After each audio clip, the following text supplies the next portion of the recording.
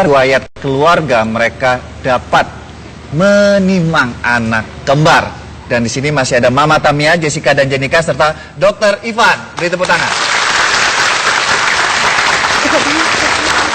Dok, ini Mama Tamia punya anak kembar. Mama Tania punya anak kembar Jessica dan Jenika. Ya, ini kan kalau dilihat dari wajah tadi Mama Tania juga bilang bahwa ini kembar 2 sel telur ya, dizigot atau fraternal. Nah, untuk hal yang sederhana aja, masalah persalinan dan kemudian kehamilan, antara kehamilan yang biasa atau anaknya hanya satu dengan anak kembar, ini proses yang membedakannya di mananya, Dok? Jadi kalau kita bicara tentang kembar, memang ini adalah suatu bentuk kehamilan yang berbeda dengan kehamilan yang biasa kita lihat dengan satu bayi.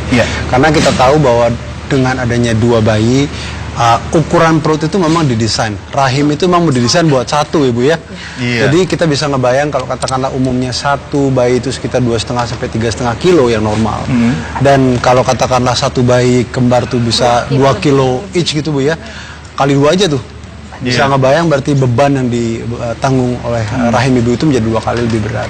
Dan itu yang menyebabkan resiko dari kehamilan kembar itu sedikit meningkat, yang tentu akan meningkatkan kemungkinan terjadi prematur satu. Kemungkinan bisa terjadi peningkatan resiko untuk bayinya pada posisi yang salah sehingga untuk persalinan normal menjadi lebih sulit. Nah, hal ini memang meningkatkan resiko kehamilan si ibu.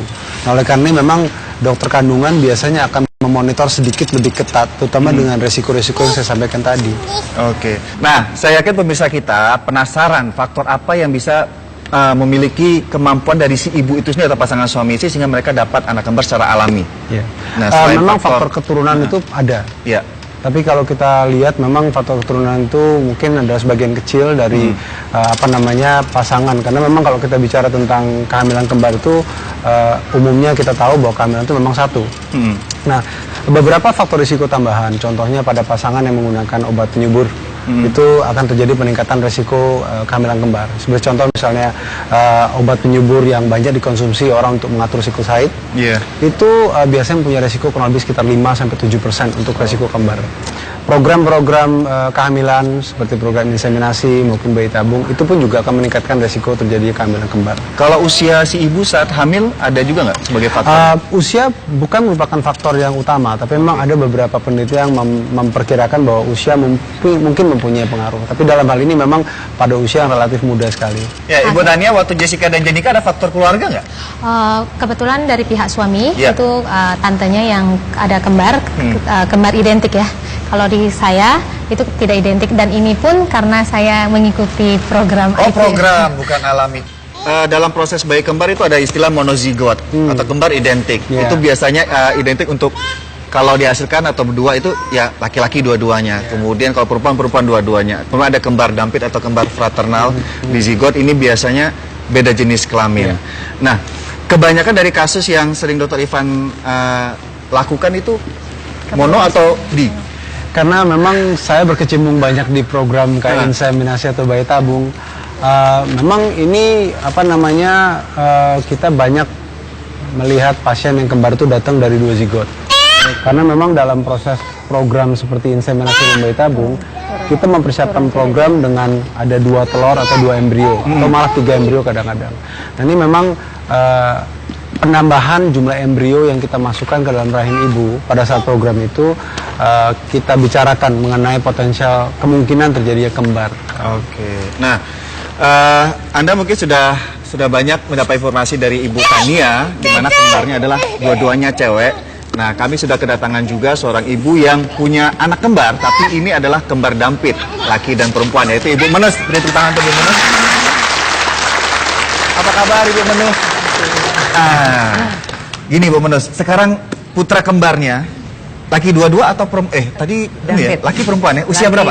Laki perempuan. Usia berapa? 14 tahun. 14 tahun. Dan yang perempuan alhamdulillah Axel.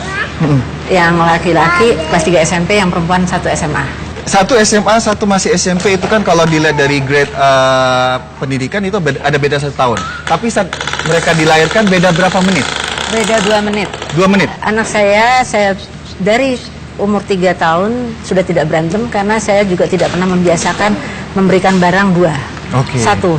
Mereka saya belajar sharing karena saya bilang bahwa hidup itu susah.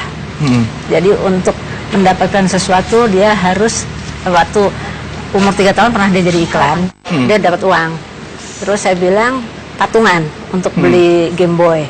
Jadi dia patungan, terus dia bilang, Bu, dia nggak mati-mati, dia bilang gitu.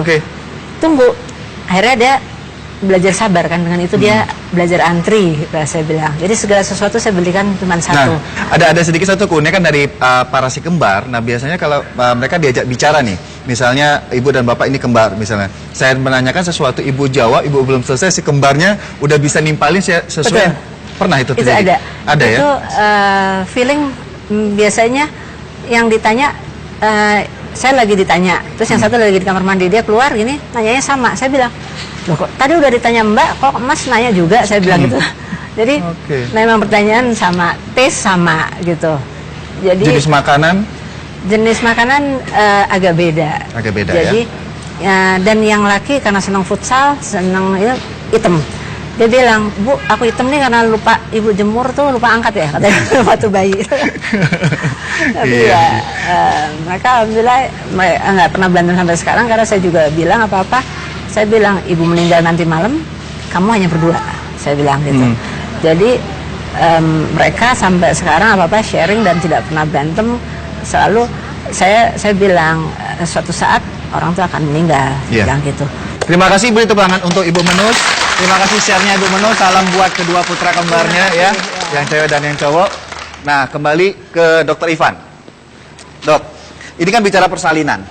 Masalah kehamilan kembar yang prosesnya mau itu normal ataupun ada proses inseminasi. Nah, persalinan tadi dokter bilang bahwa ada beberapa kondisi yang tidak mungkin mereka untuk persalinan normal. Akhirnya sesar. Nah, ini persentasenya. Apakah mutlak di atas 50% atau dari upaya kita untuk bisa melahirkan normal, memang itu sangat tergantung kepada posisi bayi. Dan memang kita mengharapkan bahwa bayi itu berada pada posisi yang baik dan kepala di bawah dan tidak ada posisi yang melintang, sungsang yang tidak memungkinkan untuk persalinan normal. Memang kalau pada kehamilan kembar, resiko untuk terjadinya perubahan posisi pada bayi itu lebih tinggi. Dan itu biasanya kita nilai pada sekitar 9 bulan. Jadi sebelum ibu itu siap untuk melahirkan, kita putuskan, Bu, ibu bisa lahir normal atau ibu tidak bisa lahir normal. Ya, terima kasih sekali buat Dokter Ivan, beri tepuk tangan untuk Ibu Tania, untuk Jessica dan Jenika. Semoga cepat jadi remaja yang sehat, pintar ya. Nah, pemirsa, keinginan Anda untuk mendapatkan anak kembar dengan kecanggihan teknologi kedokteran, Anda bisa melalui program inseminasi atau bayi tabung. Setelah ini kita akan lihat liputan dari bayi tabung. Jangan kemana-mana.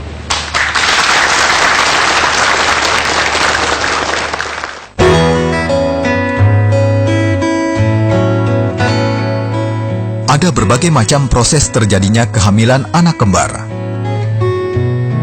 Anak kembar bisa berasal dari satu telur yang dibuahi satu sperma. Bisa juga berasal dari 2 telur atau lebih yang masing-masing dibuahi sperma berbeda. Proses terjadinya kehamilan anak kembar secara alami termasuk kejadian yang cukup jarang terjadi di seluruh dunia. Namun dengan kemajuan teknologi, pasangan yang semula divonis kurang subur, kini bisa memupuk harapan untuk memiliki keturunan. Proses yang lebih umum dikenal dengan bayi tabung ini membuat seorang calon ibu bisa mengandung 2 atau 3 embrio sekaligus di dalam rahimnya. Setelah sekian lama kita menikah, 3 tahun, akhirnya kami mendapatkan keturunan. Kita bersyukur banget, kita adalah bayi yang ke-1000 dan ke-1001. Radikal bebas ya, ini radikal bebas. Ketika daya tahan tubuh menurun, bagaimana membentengi tubuh dari radikal bebas? Jika radikal bebas, paparan-paparan yang merusak tadi terlalu banyak, maka kita lihat di sini, antibodi kita tidak mampu